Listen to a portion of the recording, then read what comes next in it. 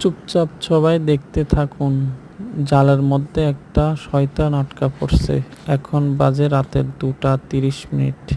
গভীর রাতে শয়তানগুলো বের হয়ে এদিক সেদিক চলাফেরা করে।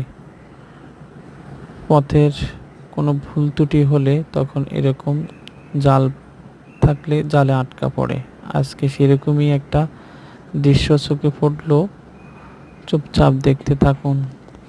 সামনে যে জালটা আছে ওই জালের মধ্যে একটা শয়তান আটকা পড়ছে। এরকম বিপজ্জনক কিছু দেখলে সবাই আয়াতুল কুরসিটা পাঠ করবেন। ওকে, আসসালামু আলাইকুম।